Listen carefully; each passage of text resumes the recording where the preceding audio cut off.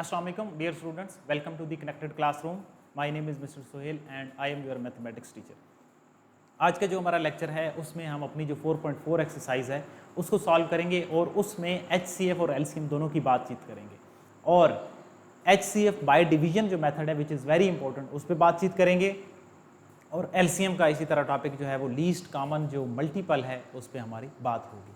तो इन दोनों चीज़ों में आपके पास जो एक्सरसाइज है वो है 4.4। जो 4.4 का पहला क्वेश्चन है वो HCF से रेलिवेंट ही एक MCQs टाइप क्वेश्चन है, थोड़ी थोड़ी चेंजिंग करके आपको बताया गया कि अगर ऐसा हो तो क्या होगा, और फिर उसके आगे LCM है और फिर HCF है और फिर LCM। तो हम क्या करते हैं, आज के जो लेक्चर है उसमें हम अपना जो HCF बाय डिवीजन मेथड है कंप्लीट उस पर बातचीत करते हैं और फिर जो हमारा नेक्स्ट लेक्चर होगा उसमें हम एक ही दफ़ा LCM का यानी कि क्वेश्चन नंबर 2 और जो 4 होगा उसको इकट्ठा ही सॉल्व करेंगे। सो पहला क्वेश्चन एक वैसे ओरल क्वेश्चन है कि अगर आपके पास क्या हो, if HCF of two polynomials, ये दो पॉलिनोमियल हैं और उनका जो HCF है वो x² + 2x है, इनको हमने फैक्टराइज कर दिया और हमारा ये HCF आ गया। अब इसमें पहली वो कंडीशन ये पूछ रहा है कि what would be the HCF of 5 × x³। इसका मतलब ये है कि जो पहली टर्म है ना, पहली टर्म को अगर मैं 5 से मल्टीप्लाई कर दूं और दूसरी टर्म को ना करूं तो फिर क्या कोई HCF पे फर्क पड़ेगा या नहीं पड़ेगा? तो HCF पे कोई फर्क नहीं पड़ेगा। उसकी रीज़न क्या है कि अगर आप किसी एक नंबर से मल्टीप्लाई या डिवाइड करते हैं किसी एक टर्म के साथ, यानी कि अनकॉमन कोई नंबर है ना, अब एक 5 के साथ तो मल्टीप्लाई हो गया लेकिन इसके साथ मल्टीप्लाई नहीं हुआ, तो उससे HCF पे कोई फर्क नहीं पड़ेगा। तो HCF क्या रहेगा? x² + 2x ही रहेगा। क्यों रहेगा? कि अगर हम किसी एक पॉलिनोमियल को किसी एक अनकॉमन नंबर से, यानी कि अब एक टर्म है उसके साथ हमने 5 से मल्टीप्लाई कर दिया तो उससे HCF पे कोई फर्क नहीं आएगा। अब इसी तरह नेक्स्ट है, what would be the HCF of x³ this + 2। अब इसमें उसने क्या किया, जो दूसरी टर्म है उसको 2 के साथ मल्टीप्लाई कर दिया। इसका भी आंसर पहले वाले की तरह ही है कि HCF पे कोई फर्क नहीं पड़ेगा। वजह क्या है, अगर हम किसी अनकॉमन नंबर से मल्टीप्लाई या डिवाइड करते हैं तो HCF पे कोई फर्क नहीं पड़ेगा। अब आते हैं थर्ड टर्म पे, what would be the HCF of, इसके पहले वाले को 3 से मल्टीप्लाई कर दिया और दूसरे वाले को 7 से मल्टीप्लाई कर दिया। सेम आंसर है, दोनों अनकॉमन सी चीजें हैं, 3 अलग चीज है 7 अलग चीज है, तो HCF पे अगेन कोई फर्क नहीं पड़ेगा। फिर है what would be the HCF of 15, पहले वाली जो टर्म है उसको 15 से मल्टीप्लाई कर दिया और जो दूसरी वाली टर्म है उसको 25 से मल्टीप्लाई कर दिया। अब क्या चीज होगा, अब HCF चेंज होगा क्योंकि ये 15 और 25 दोनों 5 के ही मल्टीपल हैं। तो 15 और जो 25 है इसमें से सपोज 5 कॉमन आता है, तो अब इस केस में जो आपका HCF होगा वो होगा 5 × x² + 2x हो जाएगा। ठीक है। और last one, does HCF of given polynomial will remain unchanged if both are multiply. नहीं जी, लास्ट वाला है कि अगर किसी HCF को अगर वेरिएबल से मल्टीप्लाई किया जाए तो फिर क्या होगा, अगर वेरिएबल से मल्टीप्लाई किया जाए तो वो अनचेंज्ड यानी कि गैर तब्दील शुदा नहीं रहेगा। उसकी क्या रीज़न है कि जब आप वेरिएबल से उसको मल्टीप्लाई कर देंगे तो जो पॉलिनोमियल की डिग्रीज होंगी वो ही चेंज हो जाएंगी, तो इस वजह से वो जो HCF होगा वो अनकॉमन या अनचेंज्ड नहीं रहेगा। ठीक है, तो ये था हमारा इसका 4.4 का पहला क्वेश्चन। अब अगर हम इसके दूसरे क्वेश्चन की बात करें तो दूसरे क्वेश्चन में है फाइंड द LCM और टेबल को कंप्लीट करना है। थर्ड क्वेश्चन है find the HCM by division और फोर्थ क्वेश्चन है find the LCM of the following expressions. 9 से लेकर 15 तक फिर LCM की बातचीत है। अब दोनों चीज़ें मिक्स हैं, प्रीवियस जो एक्सरसाइज है उसमें आपने HCF को पढ़ा था, अब यहाँ पे मिक्स चीज़ें आ गई। तो आज का जो हमारा लेक्चर होगा उसमें हम पहले जो HCF के ही रेलिवेंट सारे क्वेश्चन होंगे डिवीजन मेथड उसको सॉल्व करेंगे। नेक्स्ट लेक्चर में हम अपना जो क्वेश्चन नंबर 2 और 9 से लेकर 15 तक जो सारे LCM वाले क्वेश्चन हैं उसको सॉल्व करेंगे। तो पहला क्वेश्चन हमने सॉल्व किया और फिर हम 3 से लेकर 8 तक सॉल्व करेंगे। कल का जो लेक्चर होगा उसमें हम 2 से लेकर 15 तक या दरमियान वाले जो क्वेश्चन होंगे उनको छोड़ के सॉल्व करेंगे। सो बहुत इंपॉर्टेंट टॉपिक है HCF by division method. So board के ऊपर मूव करते हैं और डिवीजन मेथड से HCF को सॉल्व करते हैं। अगर आपके पास स्पेसिफिक क्वेश्चन आए कि HCF को डिवीजन से ही सॉल्व करें, फिर आपने उसी से सॉल्व करना है। हाँ, अगर वैसे कहा जाए कि फाइंड HCF तो फिर आपके पास दोनों मेथड होंगे, आप डिवीजन मेथड से भी सॉल्व कर सकते हैं, आप फैक्टर्स लेके भी सॉल्व कर सकते हैं। सो क्वेश्चन नंबर है हमारे पास 3 और हमारे पास वैल्यू है a square plus a minus 2 और दूसरा हमारे पास है a cube plus 2a square plus a और प्लस 2। अब इसको हमने क्या करना है जी, डिवाइड करना है, एक दूसरे के साथ डिवाइड कर। अब पहली जो चीज़ है कि कौन सी जो टर्म है उसको अंदर रखेंगे, जिस पॉलिनोमियल की डिग्री बड़ी होगी वो जो टर्म होगी वो अंदर आएगी, यानी कि a cube plus 2a square plus a plus 2। तो ये जो टर्म है इसको हमने अंदर रख लिया और ए स्क्वेयर प्लस ए माइनस 2 जो है इसको बाहर रख लिया। ठीक है जी, ये तो चीज़ क्लियर हो गई। अब आपने किसी ऐसे मल्टीपल से इसको मल्टीप्लाई करना है कि ये जो पहले वाली वैल्यू है ये कैंसिल हो सके। अब ये जो वैल्यू है ये ए क्यूब है, यहाँ पे ए स्क्वेयर है, मैं इसको किसके साथ मल्टीप्लाई करूं कि ये ए क्यूब बाहर वाली वैल्यू बन जाए, तो ये होगा ए से मल्टीप्लाई। अगर आप इसको ए से मल्टीप्लाई करेंगे तो पहले वाली वैल्यू क्या बनेगी, वो बनेगी ए क्यूब, दूसरे वाली वैल्यू क्या बनेगी, ए स्क्वेयर बनेगी, और थर्ड क्या बनेगी, माइनस 2a बनेगी। और यही जो a है ये ऊपर भी आ जाएगा या जो साइड पे लिखते हैं इससे कोई फर्क नहीं पड़ता, आप ऊपर लिख दें या साइड पे लिख दें। अब नेक्स्ट में क्या है, ये पहले साइन पॉजिटिव का है। अब जब आप डिवाइड करते हैं तो साइन सारी वैल्यूज जो होते हैं उनके चेंज होते हैं, ये साइन चेंज हो गया है।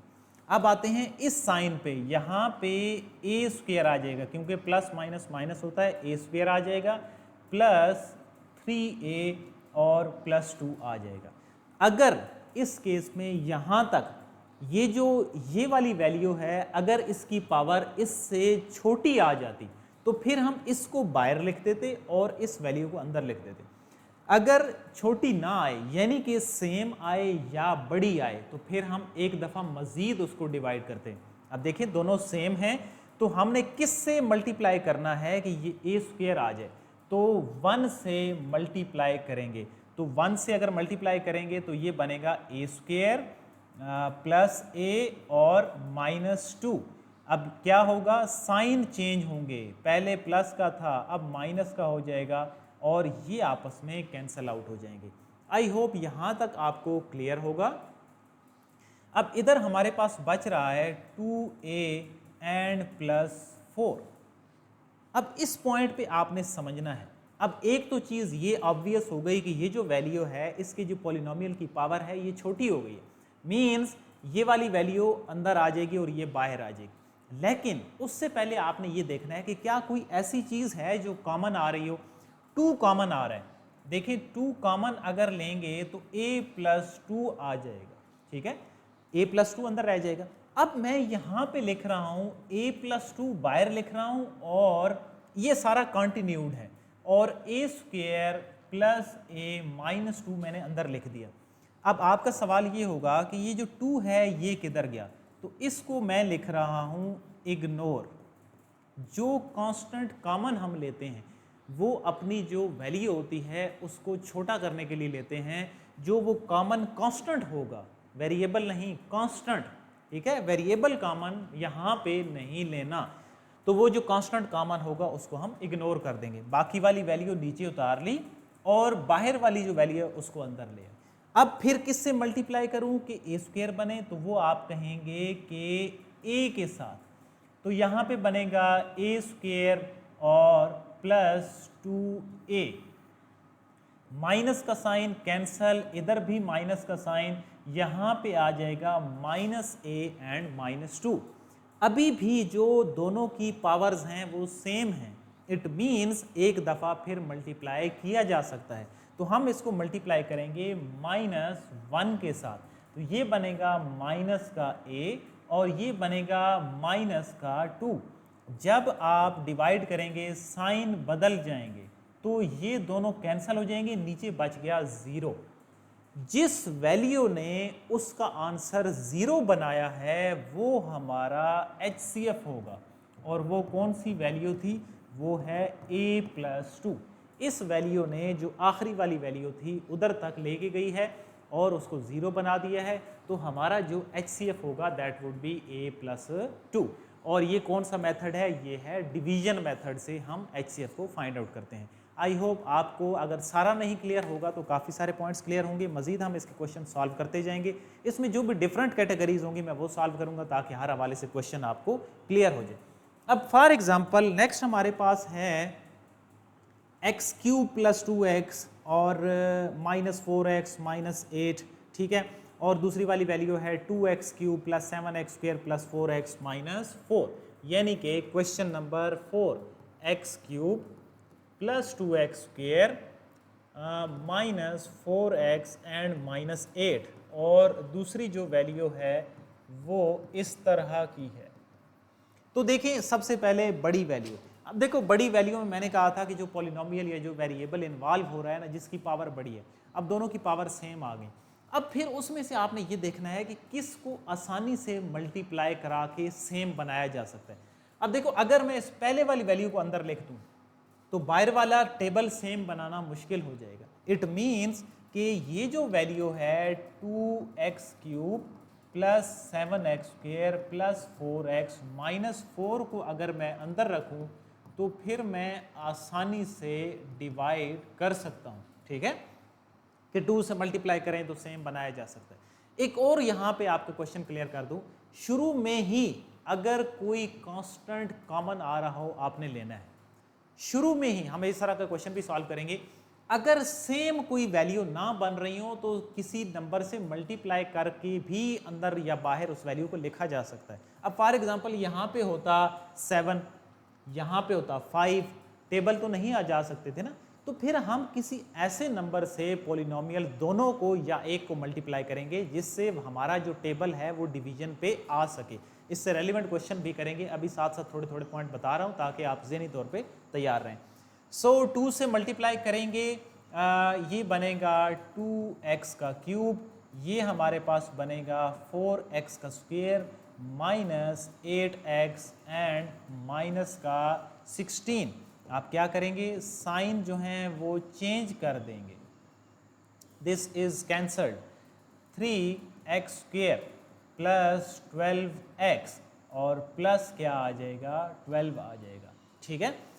अब यहाँ पे क्या चीज़ है, एक तो चीज़ ये है कि जो ये वाली पावर हैं ये छोटी हो गई हैं और ये बड़ी हो गई, वो अंदर आ जाएगी। उससे पहले देखो कोई चीज़ कॉमन आ रही है, 3 कॉमन आ रहा है, x square plus 4x plus 4। अब क्या करेंगे, अब हम ये जो वैल्यू है इसको बाहर लिखेंगे, इसको अंदर लिखेंगे, बट उसके साथ क्या करना है, x square plus 4x plus 4 को बाहर लिखेंगे और x cube plus 2x square -4x -8 को अंदर लिखेंगे। 3 किधर गया है, 3 के साथ आप लिख देंगे कि इसको हमने इग्नोर कर दिया, ठीक है जी, इग्नोर हो गया, ख़त्म हो गया। सिर्फ ये वाली जो वैल्यू है वो हमने नीचे उतार दी। किसके साथ मल्टीप्लाई करेंगे कि एक्स क्यूब बन जाए, एक्स के साथ, यहाँ पे बनेगा एक्स क्यूब, यहाँ पे बनेगा 4x का स्क्वायर और नेक्स्ट हमारे पास बनेगा 4 का x, प्लस के साथ माइनस का साइन कैंसल आउट हो गया, यहाँ पे माइनस का 2x स्क्वायर, यहाँ पे माइनस का 8x एंड -8। अब देखें दोनों सेम हैं, इट मीन्स अभी एक दफ़ा मज़ीद इसको मल्टीप्लाई किया जा सकता है, डिवाइड किया जा सकता है। किस नंबर से मल्टीप्लाई करूं कि पहले वाली वैल्यू कैंसिल हो जाए, इसमें एक ट्रिक याद रख लें। अगर नीचे आने वाली पहली टर्म माइनस की होगी तो फिर इस डिजिट को किसी माइनस वाले डिजिट से ही मल्टीप्लाई करेंगे। सो माइनस का डिजिट कौन सा होगा, माइनस का 2, यहाँ से -2x स्क्वायर बनेगा, यहाँ से बनेगा -8x और यहाँ पे बनेगा -8। साइन जब आप इनके चेंज करेंगे तो ये पॉजिटिव, ये भी पॉजिटिव और ये भी पॉजिटिव, और ये तीनों जो वैल्यूज़ हैं वो ख़त्म हो रही हैं, नीचे 0 बच रहा है। जिस वैल्यू ने उसको लास्ट में डिवाइड किया है वो हमारा HCF होगा x square plus 4x plus 4। I hope अब आपके जो कॉन्सेप्ट हैं वो 50 से 60% कंप्लीट हैं। अब हम आते हैं एक डिफरेंट क्वेश्चन पे, जैसा कि हमारे पास क्वेश्चन है 5। क्वेश्चन नंबर जो 5 है उसमें कुछ इस तरह की कहानी है कि 2x cube plus x square -x and -2, और सेकंड जो हमारे पास वैल्यू है उसमें कुछ इस तरह का कॉन्सेप्ट है 3x²। अब ये जो क्वेश्चन है ये है हमारे पास चेंज। इस क्वेश्चन में क्या चेंजिंग है कि इसमें एक जो वैल्यू है उसमें अब है, इसमें एक तो थोड़ा सा चेंज ये है कि ये जो है ये क्यूब है 3x³ minus x² plus x और -3, और दूसरी जो वैल्यू है 2x³ plus x² minus x and -2। ठीक है जी, अब क्वेश्चन तो हो गया, लिख दिया हमने। अब इसमें क्या चीज़ है, इसमें आप देखो इधर 3 है इधर 2 है, मैं किसी भी वैल्यू को अंदर अगर रखूं, अब फॉर एग्जांपल मैं इसको 3 वाले को अंदर रख देता हूं, ठीक है, क्या 2 वाला कोई ऐसा मल्टीपल बनेगा कि अंदर 3 बन जाए? ऐसा मुमकिन नहीं है। अब आपने फिर क्या करना है, अब देखो अगर मैं इस पहले वाली ये जो है ना इसको मैं मल्टीप्लाई कर रहा हूं, इसके साथ बेशक चले मैं नंबरिंग कर देता हूं 1, ये हो गई 2 मल्टीप्लाई 1 विद 3, इसको मैं 3 से मल्टीप्लाई कर रहा हूं। क्यों करता हूं वो रीजन बताता हूं। ये बन जाएगी 6x³, ये बन जाएगा 3x², ये बन जाएगा 3x और -6। अब ये जो नई मेरे पास एक पॉलिनोमियल जनरेट हुई है ना, अब मैं इसको अंदर रखूंगा प्लस 3x² माइनस 3x -6 पे, और जो दूसरी वाली पॉलिनोमियल है उसको मैं क्या रखूंगा, बाहर रखूंगा। इससे क्या हुआ, अब ये 3 है तो अगर मैं 2 से मल्टीप्लाई करूंगा तो ये 6 बन जाएगा। तो आप क्या करेंगे, शुरू में जिस तरह आप कॉमन ले सकते हैं कहीं पे दरमियान में जाके, या शुरू में कॉमन ले सकते हैं, इसी तरीके से आप किसी नंबर से मल्टीप्लाई भी कर सकते हैं ताकि टेबल तो कम से कम जाए। वो टेबल लेके जाने के लिए हम ये काम करते हैं, ठीक है। अब देखो इसको 2 से मैं मल्टीप्लाई कर रहा हूँ, 2 से अगर मल्टीप्लाई करेंगे तो ये बन जाएगा 6x³। नेक्स्ट वाली जो वैल्यू बनेगी वो बनेगी 2x², नेक्स्ट वाली जो वैल्यू बनेगी वो बनेगी 2x, और नेक्स्ट बनेगी -6। आई होप यहाँ तक आपको जो वैल्यूज़ हैं वो समझ आ गई। अब ये प्लस और माइनस ये तो कैंसल आउट हो गए। नेक्स्ट जो हमारे पास ये पॉजिटिव के साथ बनेगी, ये बनेगी 5x²। नेक्स्ट जो हमारे पास बनेगी, ये हमारे पास बनेगी 5 का x, और इसी तरीके से ये हमारे पास कैंसल आउट हो गए। आई होप यहाँ तक आपको जो कॉन्सेप्ट है वो क्लियर होगा, और इससे आगे जब हम वैल्यू को देखते हैं तो हम ये देखेंगे कि क्या कोई चीज़ कॉमन आ रही है या नहीं। तो हमारे पास जो कॉमन वैल्यू आ रही है उसमें क्या चीज़ है, उसमें यहाँ पे 5 जो है वो कॉमन आ रहा है, तो हम 5 को कॉमन लेंगे, x² माइनस का x हमारे पास वैल्यू आ जाएगी, ठीक है। तो x² माइनस x अब हमारे पास जेन्युइन वैल्यू है, x² माइनस x को हम बाहर लिखेंगे, और 3x³ माइनस का x² प्लस x -3 को हम इनसाइड पे लिखेंगे, क्योंकि अब ये छोटी हो गई। यहाँ पे वेरिएबल आपने कॉमन नहीं लेना है, ठीक है। सिर्फ आपने क्या चीज़ कॉमन लेनी है, आप जो कांस्टेंट डिजिट है वो कॉमन लेंगे। किससे मल्टीप्लाई करूं, 3x के साथ मल्टीप्लाई करेंगे, 3x³ और माइनस ये बनेगा 3x²। साइन चेंज करेंगे, ये आपके पास कैंसल आउट हो जाएगा, और ये आपके पास बनेगा 2x² plus x -3। Again same है, +2 के साथ मल्टीप्लाई कर सकते हैं, 2x² और माइनस का 2x बच जाएगा। अब उससे आगे क्या होगा, यहाँ पे ये पॉजिटिव का हो जाएगा, ये प्लस और माइनस कैंसल हो जाएंगे, 3x -3 हो जाएगा, ठीक है। अब 3x -3 जो है इसमें यहाँ पे मैं सॉल्व कर देता हूँ, 3 कॉमन, x -1, 3 इग्नोर हो गया, x -1 और अंदर रहेगा x² माइनस का x हो जाएगा, 3 किधर गया, इग्नोर हो गया। तो ये दोबारा x के साथ मल्टीप्लाई करेंगे तो ये प्लस के साथ, ये माइनस के साथ दोनों कैंसिल हो जाएंगे, the HCF required is x minus 1, जिसने लास्ट पे सारी जो टर्म्स थी उनको क्या कर दिया, 0 कर दिया। आई होप अब आपके जो कॉन्सेप्ट हैं वो काफ़ी सारे क्लियर होंगे। अब हम आते हैं मज़ीद इसका कोई क्या डिफरेंस आ सकता है क्वेश्चन में। लेट्स से जो छठा ही क्वेश्चन है, छठे क्वेश्चन में क्या चेंज है, 3 + 2p4 + 5p स्क्वायर, और दूसरे वाली वैल्यू है 5p + 5p क्यूब + 3 + 3p का स्क्वायर। अब इसमें देखो कांस्टेंट से वैल्यू शुरू हो रही हैं, 3 इधर 5p, तरतीब नहीं है, तो पहले हमने क्या बनानी है, तरतीब बनानी है। कौन सी तरतीब बनानी है, डिसेंडिंग ऑर्डर में।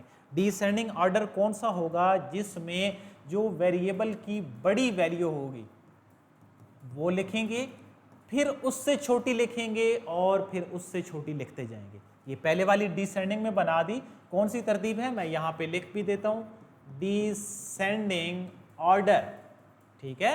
वेरिएबल की जो पावर्स हैं वो बड़ी, फिर छोटी और फिर कांस्टेंट तक जाएंगे। नेक्स्ट में सबसे जो बड़ी है 5p क्यूब है, नेक्स्ट हमारे पास p का स्क्वायर है, देन p है और देन कांस्टेंट है। अब पहले तो काम हो गया कि तरतीब हो गई। अब यहाँ पे ये देखना है कि कौन सी वैल्यू बड़ी है, तो वो बड़ी कौन सी है जिसका वेरिएबल की पावर बड़ी है। यहाँ पे p4 है, यहाँ पे p क्यूब है, तो ये वाली तो अंदर आएगी। लेकिन अगर ये अंदर भी लिख दें तो ये 5 है, 5 का टेबल 2 पे जाएगा, नहीं जाएगा। तो हमने किसी ऐसे नंबर से मल्टीप्लाई करना है एक वाली वैल्यू को कि ये 5 का टेबल फिर कम से कम उस पर जा सके। तो वो हमारे पास समझ में आती है कि अगर हम इस पहले वाली जो वैल्यू है इसको अगर किससे मल्टीप्लाई करें, 5 से मल्टीप्लाई करेंगे तो वो 10 बन जाएगा। मल्टीप्लाइंग 1 बाय 5, तो ये बन जाएगी 10p का 4, नेक्स्ट बनेगी 25p का स्क्वायर और नेक्स्ट बनेगी 15। अब जो है वो तरतीब भी हो गई, मल्टीप्लाई भी कर दिया। अब इस वैल्यू को मैं अंदर लिख रहा हूँ और फिर हम टेबल लेके जाएंगे, 10p4 + 25p का स्क्वायर प्लस 15 5p का क्यूब प्लस 3p का स्क्वायर प्लस 5p + 3। यहाँ पे एक और चीज़ है समझने वाली। अब देखो इसमें 4 पावर है, फिर 2 है, फिर 1 होना चाहिए था, या इससे 4 से बाद 3 होना चाहिए था, वो भी नहीं है, 1 भी नहीं है। तो इसको लिखने के या डिवाइड करने के दो तरीके हैं। एक तरीका कौन सा है, 10p4 है ना, फिर p क्यूब होना चाहिए था, p क्यूब नहीं है तो हम लिखेंगे 0p क्यूब, फिर p नहीं है तो हम लिखेंगे 0p। एक तो ये तरीका हो गया। दूसरा तरीका, जैसे वैल्यू लिखी हुई है वैसे ही लिख दो। जब आप डिवाइड करेंगे तो जिस डिजिट की पावर वाली वैल्यू नहीं होगी उसको अलग से लिख देना। ये दो तरीके हैं। ज़्यादा जो आसान है वो ये है कि आप तरतीब से पहले ही 0 की फॉर्म में लिख दें ताकि आपको समझ आए। देखो क्यूब वाली वैल्यू नहीं थी ना, मैंने 0p क्यूब लिख दिया, और फिर हमारे पास था 25p का स्क्वायर, फिर हमारे पास है 0p लिख दिया, और फिर मैंने कांस्टेंट लिख दिया 15। इससे क्या बेनिफिट होगा वो इस स्टेप में आपको समझ आएगा। देखो 5 है, 2 से मल्टीप्लाई करेंगे, तो 2 से जब मल्टीप्लाई करेंगे तो ये बन जाएगा, और 2p के साथ मल्टीप्लाई करेंगे क्योंकि वेरिएबल की भी जो अंदर पावर है वो भी क्या है, ज़्यादा है। तो 2p से जब आप मल्टीप्लाई करेंगे तो ये बन जाएगा 10p का 4, फिर बनेगा 6p क्यूब, फिर बनेगा 10p का स्क्वायर, और फिर बनेगा 6p। तो इससे क्या हुआ कि अगर ये दरमियान में वैल्यू ना होती पावर वाली, नीचे तो वैल्यू थी, फिर आपको ये वाली वैल्यू साइड पे लिखनी पड़ती। तो इसलिए बेहतर फिर यही होता है कि जो जो वेरिएबल की पावर वाली वैल्यू मिसिंग हो उसको 0 के साथ लिख दो। अब क्या करना है, अब आप जब डिवाइड कर रहे हैं तो ये कैंसल आउट हो गया, साइन सबके चेंज कर दोगे, 6p क्यूब माइनस का हो गया, और नेक्स्ट जो हमारे पास वैल्यू बन रही है वो बन रही है 15p का स्क्वायर, नेक्स्ट हमारे पास है 6p, और नेक्स्ट हमारे पास है 15। येट अगेन प्रॉब्लम क्या आ रही है हमारे पास, यहाँ पे तो p क्यूब है बट 5 है, यहाँ पे 6 है, टेबल नहीं जा सकता। तो अब हमने दोबारा से क्या काम करना है, कोई ऐसी वैल्यू देखनी है जो कॉमन आने के बाद कोई मामला हल हो सके, वैल्यू पे टेबल जा सके या मल्टीप्लाई कराने से काम हो सके। तो यहाँ पे दरमियान में भी किसी एक डिजिट से आप मल्टीप्लाई कर सकते हैं जिससे कि सेम टेबल बन जाए। अब देखो ना 5 है ना, तो 5 कम से कम यहाँ पे 30 हो ना, तो फिर 5 का टेबल जाता है। तो यहाँ पे मैं इसको मल्टीप्लाई बाय 5 कर रहा हूँ, तो पहले 5 से मल्टीप्लाई करने से ये बनेगा 30p का क्यूब, ये वाली वैल्यू बनेगी 75p का स्क्वायर, ये वाली वैल्यू बनेगी 30p और नेक्स्ट वाली वैल्यू बनेगी 75। अब हमारे पास अगेन इस पे जो टेबल जाता है वो जाता है -6 का, ये वैल्यू हमारे पास बनेगी -30p का क्यूब। नेक्स्ट जो हमारी वाली वैल्यू होगी वो होगी 18p का स्क्वायर और नेक्स्ट जो हमारे पास वैल्यू होगी वो होगी 30p और वैल्यू बनेगी माइनस के साथ, और नेक्स्ट हमारे पास है माइनस का 18। आई होप आपको ये वाला जो स्टेप है ये भी क्लियर होगा। अब क्या करना है जी, साइन बदलने हैं, कैंसल आउट हो गया, साइन बदले तो ये भी कैंसल आउट हो गया, और अब 75 है और 18 है, ये बनेगा 93p का स्क्वायर और आगे जो रहती है वैल्यू वो भी रह रही है 93, क्योंकि दरमियान वाली जो टर्म है वही ख़त्म हो गई। तो क्या कॉमन है, एक तो वैल्यू छोटी हो गई है, बाहर वाली को ही अंदर लाना है, लेकिन उससे पहले 93 को कॉमन करके इग्नोर करना है, पी स्क्वायर प्लस 1। तो अब पी स्क्वायर प्लस 1 छोटी है, इसको हम बाहर लिखेंगे, मैं यहाँ पे इसके नीचे ही सॉल्व करता हूँ। पी स्क्वायर प्लस 1 अब बाहर आ गई और अंतर जो वैल्यू हमारे पास बन रही है वो बन रही है 5p cube, 5p cube plus 3p square, 5p और 3।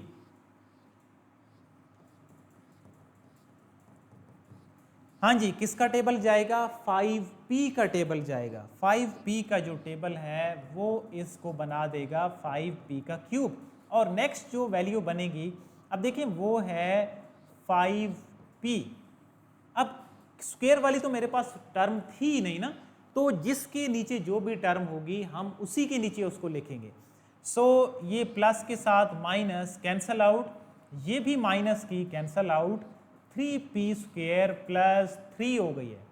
अब दो तरीके हैं, देखो एक तो 3 कॉमन ले लो फिर मल्टीप्लाई कर लो, लेकिन अब टेबल जा रहा है तो प्लस का 3 से अगर मैं मल्टीप्लाई करूं तो मेरे पास ये जो वैल्यूज हैं ये दोनों कैंसल आउट हो जाती हैं।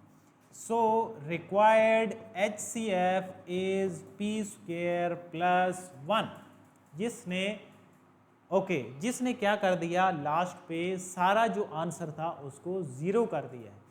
अब क्या इससे रेलिवेंट जो रहते हैं हमारे पास डिफरेंट क्वेश्चन जो रहते हैं वो कौन से हैं, वो है हमारे पास 7 और 8। इनमें भी एक एक जो पॉइंट है वो चेंज है। 7 को देखेंगे बड़ी वैल्यू है और 8 को अगर देखेंगे तो उसमें 3 वैल्यूज हैं। ये दो जो क्वेश्चन हैं इनको हम नेक्स्ट क्लास में रिपीट करेंगे ताकि इनमें जो मजीद थोड़े थोड़े जो डिफरेंट कॉन्सेप्ट हैं और वो इंपॉर्टेंट भी हैं उस पर हम बातचीत कर लेंगे। आज का जो लेक्चर है इसको हम थोड़ा सा रिपीट भी कर देते हैं। सो रिपीट करने के लिए हमने आज सॉल्व किया था HCF by division method. Division method में आपको क्या बताया है, दोनों वैल्यूज़ में से जिस वैल्यू के वेरिएबल की पावर बड़ी होगी वो अंदर आ जाएगी, एक कॉन्सेप्ट। अगर दोनों के वेरिएबल की पावर सेम आ जाती हैं, चैट बॉक्स आपका ओपन है, अगर आपका पहले कोई क्वेश्चन है तो वो आप दे दें ताकि मैं उससे रेलिवेंट कुछ समझा सकूं अगर आपका कोई क्वेश्चन है तो।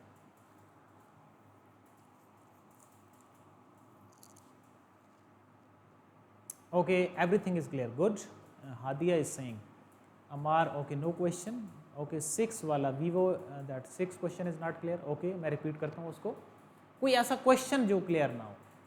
ओके जी, no question, question number 3, okay I am repeating it, no question. P वाला okay I would clear it.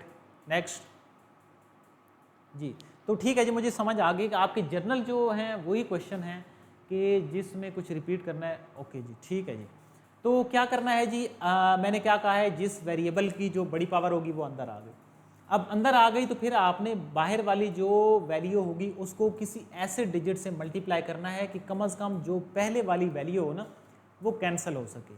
Cancel हो सके तो वो कैसे होगा, अब ये ए स्क्वायर है, इसको अगर ए से मल्टीप्लाई करेंगे तो यहाँ पे ए क्यूब के नीचे ए क्यूब बनेगा और तब जाके ये जो दोनों वैल्यूज़ हैं ये कैंसिल आउट हो सकेंगी। और इसी तरह ये, और फिर क्या करते हैं दूसरा स्टेप कि साइन जो होते हैं वो बदलते हैं, साइन बदल दिए, नीचे जो प्लस माइनस होने के बाद वैल्यू रह रही हैं वो लिख दी हैं। अब देखो ना, प्लस माइनस माइनस होता है, ए स्क्वायर 2a² माइनस ए स्क्वायर रह जाएगा, a + 2a 3a बन जाएगा, ये वैल्यू नीचे आ गई। अब देखो अभी भी अब क्या है यहाँ पे, अगर इन दोनों वेरिएबल की पावर सेम हो या ये वाली बड़ी हो तो फिर एक दफ़ा और डिवाइड करके उसको मज़ीद छोटा करते हैं। अगर यहाँ पे रहने वाले की पावर छोटी आ जाए तो फिर बाहर वाली उठा के अंदर ले आते हैं, इसको बाहर रख देते हैं। तो 1 से मल्टीप्लाई किया इसको ताकि ये ए स्क्वायर से कैंसिल आउट हो सके। यहाँ पे नीचे रह रहा था 2a + 4, 2 कॉमन आ रहा था, जो कॉमन वैल्यू लेते हैं कांस्टेंट वो इग्नोर कर देते हैं। अब ये वैल्यू छोटी हो गई, ये बाहर रख दी, बाहर वाली वैल्यू अंदर रख दी है।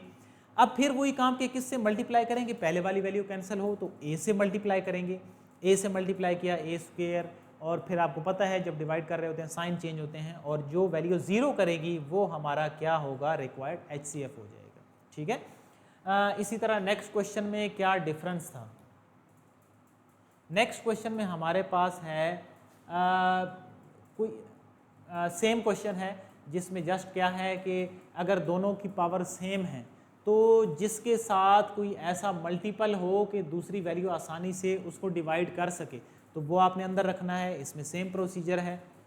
नेक्स्ट हमारे पास क्या है कि दोनों वैल्यूज़ में पावर तो सेम है बट दोनों के जो मल्टीपल हैं कांस्टेंट डिजिट वो डिफरेंट है, वो एक दूसरे का टेबल नहीं है।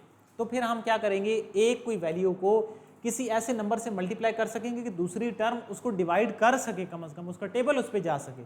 तो इसको हमने 3 से मल्टीप्लाई किया तो ये 6 बन गई। अब 6 वाली को अंदर रख दिया, दूसरी को बाहर रख दिया और सेम प्रोसीजर हमने अडॉप्ट किया।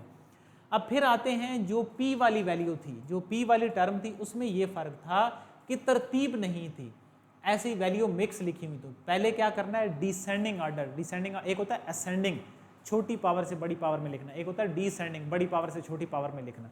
तो डिसेंडिंग ऑर्डर में लिखा पहले, फिर उस लिखने के बाद हमने क्या किया है कि एक वैल्यू उसको अंदर रख दिया, दूसरी को बाहर रख दिया। कौन सी वैल्यू को अंदर रख दिया, और मल्टीप्लाई भी किया, क्योंकि मल्टीप्लाई इसलिए किया कि यहाँ पे 5 है और यहाँ पे 2 है, 5 का टेबल 2 पे तो नहीं जाता, 2 का 5 पे भी नहीं जाता, तो फिर इसलिए इस पहले वाली को हमने 5 से मल्टीप्लाई किया ताकि वो टेबल उसका जा सके। 5 से मल्टीप्लाई कराने के बाद हमने उनको क्या कर दिया, एक दूसरे के साथ सिंप्लीफाई करने के बाद यहाँ पे दूसरे स्टेप में फिर वही मसला आ रहा था कि यहाँ पे 5 है, यहाँ पे 6 है, टेबल नहीं जाता। यहाँ पे फिर हमने पहले 5 से मल्टीप्लाई किया ताकि इस बाहर वाले 5 का टेबल जा सके। तो मल्टीप्लाई किया, फिर उसको टेबल लेके गए, सिंप्लीफाई किया, जो कॉमन आते थे वो कॉमन लिए और जिसने लास्ट पे उसको 0 कर दिया वो हमारा क्या है, HCF है। अगर आपका अभी भी कोई क्वेश्चन क्लियर है तो पहला YouTube के लेक्चर यहाँ वहाँ पे दोबारा उसको सुने, जो कॉन्सेप्ट है, जो क्वेश्चन है वो लिखें, नेक्स्ट क्लास में उसको डिस्कस करें, वहाँ पे कमेंट सेक्शन में कमेंट करें। और दूसरा, इसके 2 क्वेश्चन मैंने इसलिए लेफ्ट किए हैं कि मैं उनको नेक्स्ट क्लास में इस लेक्चर को दोबारा से रिपीट कर सकूँ ताकि आपको मजीद क्लियर हो सके। सो ये था आज का लेक्चर। नेक्स्ट क्लास में हम इसी को दोबारा से HCF के 7 और 8 क्वेश्चन को सॉल्व करेंगे और LCM को साथ पढ़ेंगे। सो टिल देन, अल्लाह हाफिज़।